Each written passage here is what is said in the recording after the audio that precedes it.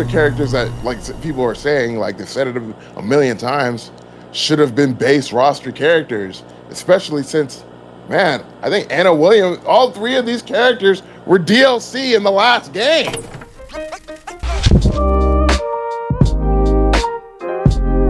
So Tekken 8, yet again, when it comes to their season DLC, has released another character that the community is like, what are we doing, Bandai Namco? What are we doing? Armor King has been announced as the third character in the Tekken Season 2 DLC. And many people are saying this person was already DLC last game. This should have been a base roster character. What are we doing? Like, no returning character we hadn't seen in a long time. Just somebody that was already in the last game as DLC. Y'all doing it again. So it has people kind of talking about the state of Tekken and how it seems like just every step they're taking, it seems to be a decision that people just can't agree. Like this is a good step. This is a good step. So how do you guys feel about Armor King being season 2 DLC? Is it a good thing? Are people overreacting? Just your overall thoughts in general. We'll start with MC Amazing. All right. Well, so I mean, I was thinking about it, like at this point, you're basically Namco Bandai has kind of painted themselves into a corner with this, because at this point, I mean, if you don't come out with a new character, if the character that you have on the slated to come out isn't a new character, you're gonna get ripped every time. Right now, you're gonna get ripped every time, because who else is there to come out, right? Either the character is going to be a base roster character, that character that was a base roster character in the last game, who should have already been a base roster character in this game, or they're going to be a DLC character from the last game that is DLC in this game. You're gonna be like, why is this character DLC when they were DLC in the last game? It doesn't make any sense. The only thing you can possibly do without people completely ripping you to pieces is coming out with a new character. And I mean, I guess Clive, but I think that's about it. Like there haven't been any new. He's the only new face, as far as I remember, that's like been DLC so far. So I mean, we've got like what we had. It said so far as Anna, and Fakumlam, and now we're getting Armor King. Now I will say it's good we're getting these characters. That I think it's cool that they're coming back, but these are characters that, like people are saying, like they've said it a million times, should have been base roster characters, especially since, man, I think Anna Williams, all three of these characters were DLC in the last game. Like all of them were DLC characters. And Fakumlam wasn't even like that far removed from the end of Tekken 7. You know, it wasn't like he was a character that came out in like the first season DLC or something like that. He came out pretty late. I think he was like one of like the last like three characters. It was like him and Lydia and Kunimitsu. Like they were like the last like few characters to come out. And now you're gonna tell like we got characters that we had to pay for in the last game, you have to buy again in this game. I don't know, man. It's not a good look. I don't think it's a good look. And I feel like, you know, deservedly so. Every time they do this, everybody's going to get mad because, yeah, why are you doing this? You know, where are all the new characters at? Or at least the characters we haven't seen in a while. I mean, but a bunch of those characters were in Tekken 7. So if you just bring them back in this game as DLC, if you bring back Miguel as DLC in this game, I'm going to be mad because I'm going to be like, why didn't you just have him in the base roster to begin with? What sense does that make? As far as I'm concerned, there's basically almost nothing they can do right at this point. And I feel like other people, I don't know if all of you out there playing Tekken will agree with me, but I feel like there's not really many things they can do right at this point, especially considering that so many of these characters were already DLC. I just paid for these characters like a little while ago, and now I'm paying for them again in this game. Like I don't know. I feel like I'm not being rewarded for being a faithful Tekken player. You know, I don't feel like there's any reward for it. It's just like, oh yeah, you're back here, pay for Fakumlam again. You know, it's like what? Come on. Mm. All right, Yeah. all right. Huh? No, you got it. I'm looking at let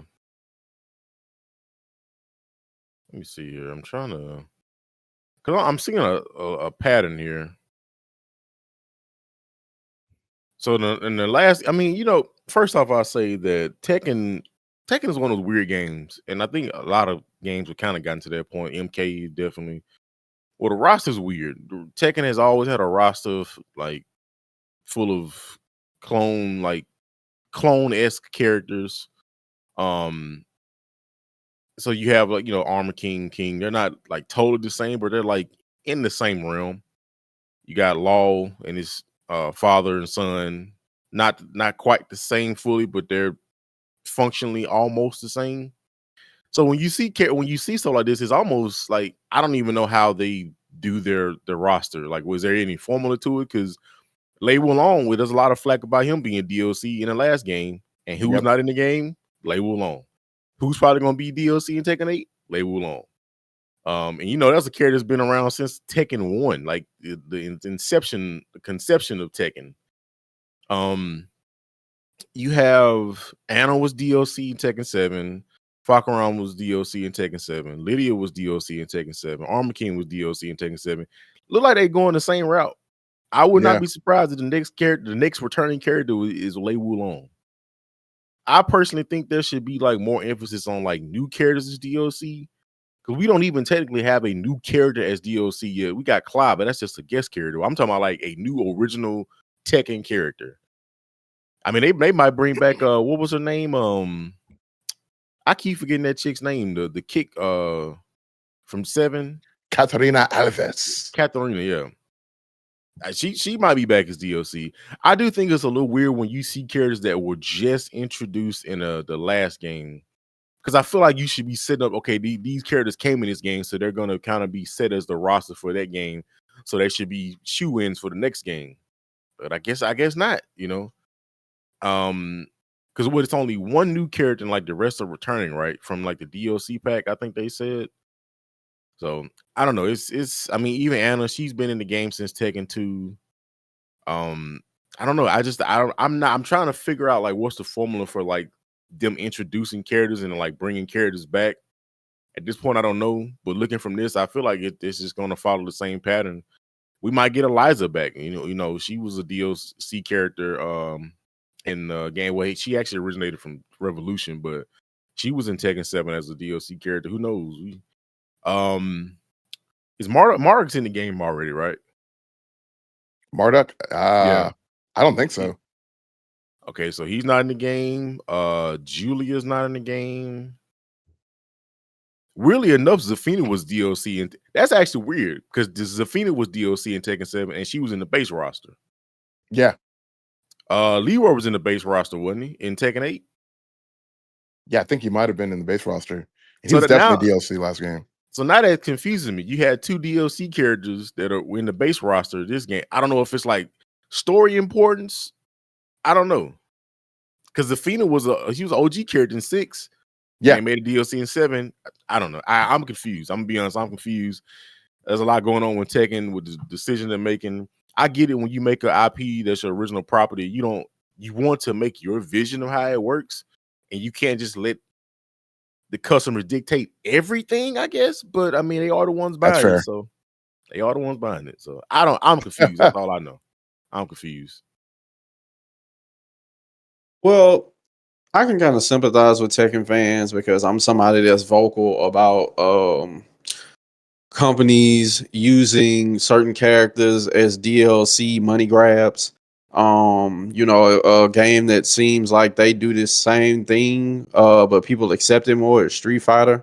I've always been vocal in saying like I don't know why we just accept that Akuma, Sagat, and people like them that we know is probably going to be in every last Street Fighter, but y'all hold them for DLC because people gonna buy them. Makes me sick. I hate that so much. I guess Street Fighter can get away with it because Street Fighter will kind of give you a little bit more mystery. I mean, Street Fighter don't mind holding the character out for a while. We've seen some fan favorites people have been clamoring for since the 90s, and they have not shown back up. But it seems like Tekken is one of those games to where it's like, they load so many of their characters in them. Like Devin said, it's some characters that are going to be DLC that was all the way back in Tekken 1, Tekken 2. So what we doing?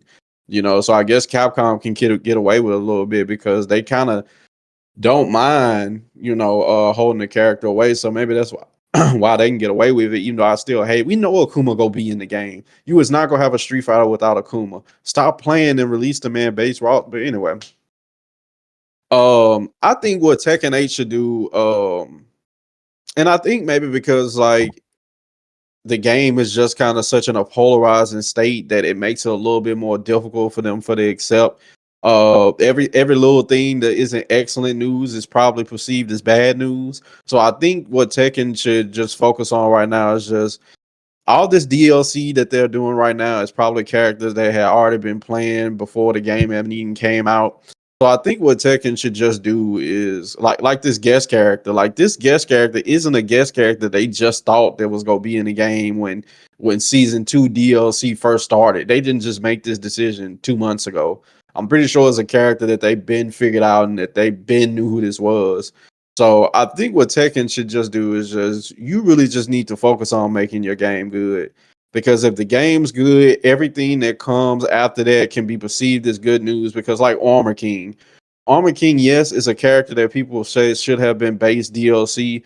But hey, if Tekken 8 was a fantastic game that everybody enjoyed, you'd be seeing most people just saying like, I can't wait to play Armor King in this game that I feel like is fantastic already.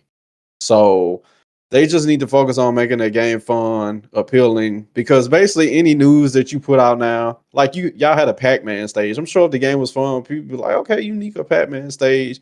But then with the game being so polarized, and it's like, so y'all making Pac-Man stages when the game sucks. It's just perception is gonna be bad. So you need to hurry up and just make your game good. And I think all the press you release after this will be pretty good.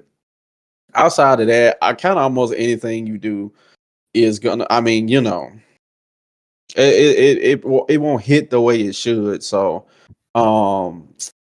yeah, that's really all I got on that. So, anybody else got anything to add?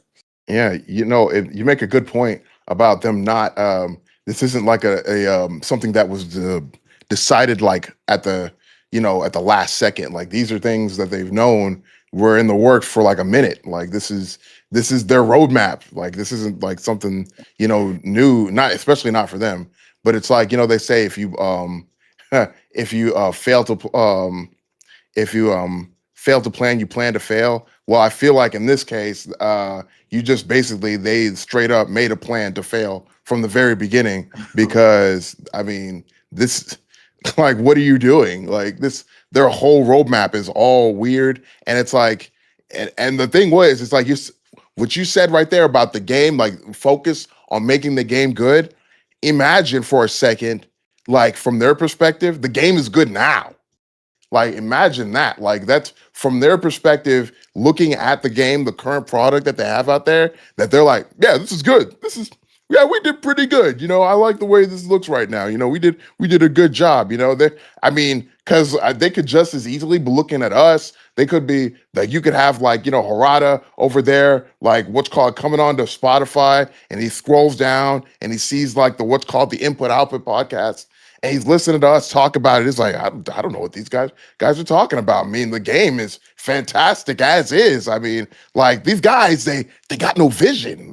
They have no real vision, So I mean, you imagine you're probably favoring yourself as somewhat of an artiste that nobody understands. And that, like, this game is good as is, and everybody else that's making comments online and doing reviews and breakdowns, they're all wrong. They're all like way off the mark, and the game is fine as is. And like the defensive mechanisms are fine, the offensive mechanisms are fine, everything's cool, and we just don't get it.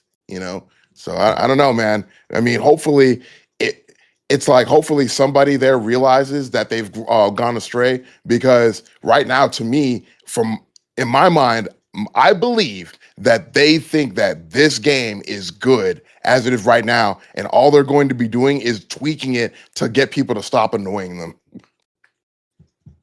Thank goodness Street Fighter 6 came out in the way that it did, because if we were having issues with Street Fighter 6 right now, it would be a tough time in the FGC. I mean, Street Fighter 6 doing fantastic. Freddy Fury coming out and getting his feet wet, is just releasing and stuff like that. We're getting to finally see some amazing matchups in that.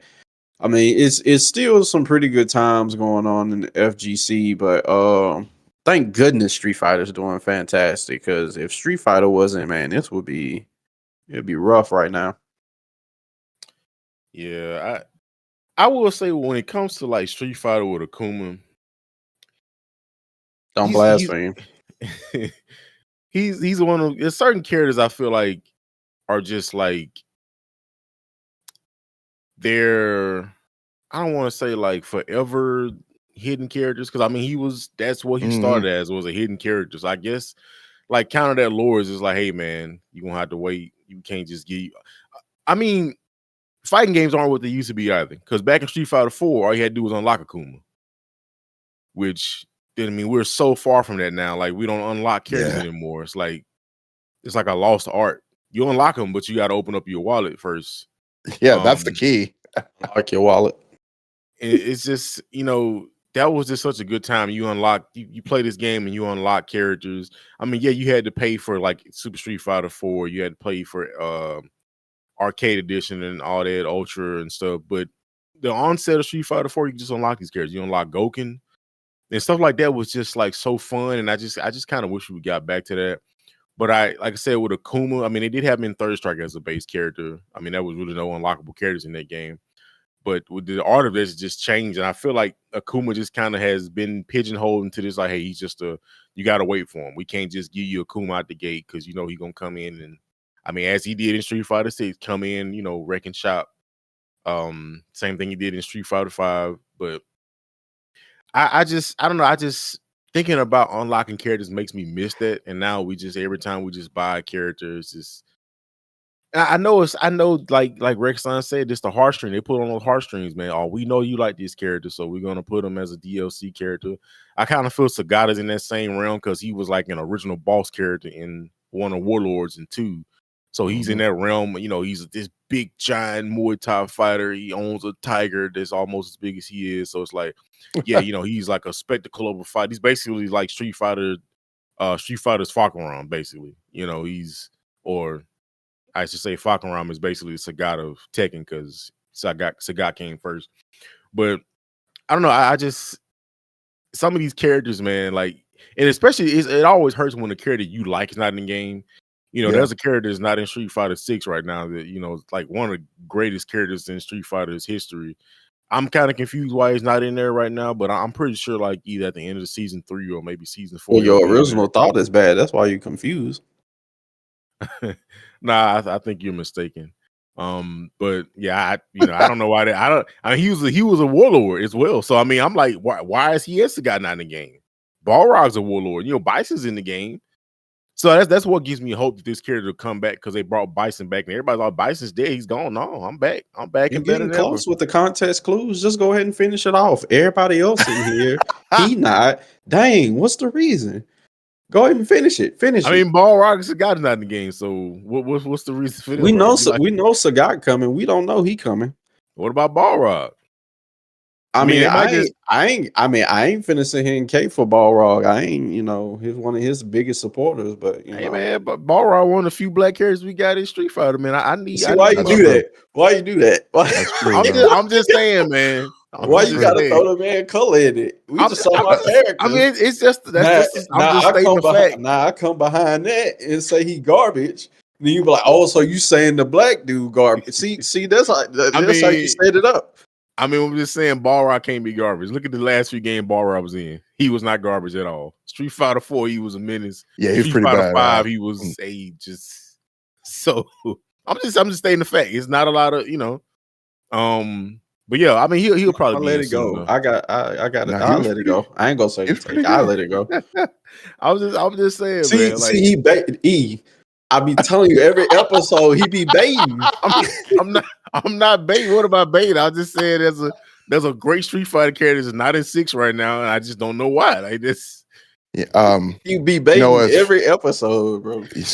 so you know, real quick, I know, like, if any of y'all remember the Animaniacs, there was a segment on Animaniacs called the Good Feathers, where they had like the Pesto and Squid, and Pesto and Squid would always be fighting while Bobby is off to the side just laughing while they're fighting. I feel like Bobby right now watching Pesto and Squid fight. It's pretty hilarious. I mean, I'm not fighting. I'm just stating my my comments right now. I'm See just how he just act like he don't know what he doing. I ain't saying nothing, bro. I'm just talking. I ain't bro. All right. instigating Oh, nothing. hold on. Wait a It's a minute. You I problem. know, did That's not. what we I did not throw okay. that rock and hide my hand. That was Okay, okay, you. hold on. I got a question. I got a question. I got a real. This is a real question, right? And I know this is kind of getting off topic for a second, but Rexon, I want you to be what's called be 100% clear. What is your issue with Vega? Yeah, that's a whole different I mean, episode. That's a I whole know. different episode. See, see, and see, it really don't matter because that's where most people get hate from their characters come from. Let's be real. I ain't the only one. I'm not the only one. Some people hate their characters because they just ugly. Like it's a bad character design. Some people hate them because they story trash. Some people hate them because they were traumatized or they this man Devin got characters that like Rashid right now. He don't like Rashid because he hate fighting them. I do in It fact is hate with Rashid. everybody. I hate Rashid and Blanca. Blanca the most though. See, I ain't the only one. Oh, I knew I understand. I was just wondering what your reasoning was. Like, because it seems like, I mean, it's like, yo, doesn't even seem like, oh man, I dislike this character. It's like, yo, you have like a burning hatred with the force of 1,000 suns, He like he for dis he dislikes Vega because Vega had enough swag to use the stages and other characters didn't. is that it? They The all up in they defense? all up in there in the four trashmen. Vega, Voldo, Skolomania. Oh, I can't think of the terrible. other one right now, but yeah, the four trashmen. It's terrible. And But I'm man, sorry, we interrupted all Mr. Game and Lift Take, but it was probably Oh over. yeah. He was starting to blaspheme, so it's all good. I'm done, man. I said what I had to say, man. But E, if you don't, well, yeah, I mean, I think Tekken fans are just a little bit more vocal with, but I really think all of this, I mean, a good game will cure all this. Just get your game straight. And I mean, people will have fun with it. I mean, it's just with a game out right now that everybody's polarized against anything that you release that I ain't I mean, it could be Tifa next, but if it's Tifa and people are just like, I just don't like playing this game right now, then you just put Tifa in a game that people don't even like playing. Like it's just like you just wasted her. So make the game good. That's true. That's true. But like I said, man, what if they think the game is good now? I mean, think about it. So what was the last like big Tekken tournament? What was the last big Tekken tournament? Where was it? Was it The what? last big one, I mean, the Tekken World Tour just started and Combo Breaker just happened, so that was Yeah. a part Yeah, of the World exactly. Tour. So who played in that? Did anybody important play in that? Yeah, Oh yeah. all the big wigs were Yeah, there. all them. Yeah, exactly. All the big wigs were there. They're still from their perspective, everybody that they wanted to keep playing the game is playing the game. All the people who like that you would like actually have on broadcast are still playing the game. So mission complete. They're still playing. If they're still playing, then other people are still playing. I know, like there are still plenty of people playing this game, and unfortunately, you know what that means? Oh, we did a good job. Look, Well, how they many came people? out and said that it's some stuff they really want to change. They've been hearing the backlash, but I will The say stuff this they to really that. want to change. Yeah, I will say this to that. Time will tell and actions will show because Exactly. people lie. Yeah, People I lie. remember they said that they were going to add more defensive measures in the game, and look how that went. Like the Yep. complete, literally the complete opposite of what they said. I Went mean, Golden State Warriors mode, just more offense is good defense. right? Like they're talking about what was it? Like recently with the Celtics, playing against the Knicks, and they were losing, and Joe Mazzulla's like, they're like, Joe, what do you think we need to do, like, in order to get back on track? Oh, I mean, we just got to keep shooting. We just gotta keep shooting. Now you're still shooting from three, and you have a terrible percentage from three during the first half. So your goal, your plan is to continue to do the thing that had you fail in the first half, continue to do that in the second half. Guess what happened? They lost the game. So, I mean, I don't know. I don't know, man. I mean, but whether or not it fails or not is completely irrelevant, right? Because they got to execute their plan. They got to execute their plan the way they wanted. That was their vision for the game. So at that point, it's like, are we even sure you care that much about success or failure as long as you got to do what you wanted, the thing that you wanted to do? Maybe. I don't know. I mean, look at MK1. I mean, if MK1 had continued, if MK1 was still like getting money right now, if they're still making money off of that game, you can bet dollars to donuts that they would be like, we're not going to change anything. We're not going to change anything. Why would we change anything? Everything's great. People are still buying the DLC. We're still making money on copies. Like, why would they change it? I feel the same way about Tekken 8. Why would they they'd be like, oh, we're gonna change things, and then what? What are they gonna change? Like, so far they've proven that when they say that, they're not completely on the level about what they're changing. They change it in like the minute way, and in the meantime, on the offensive side, they're just going buck wild. You're just sitting there and be like, hey, this is even less defensive than it was before. Nah, I just don't think you see the vision, guys. Like, really sit down with the game, give it a chance, let it breathe, and then you'll see what we see when we look at the game, which is a masterpiece that you should be giving all of your money to. What's the exchange rate on dollars to donuts, E?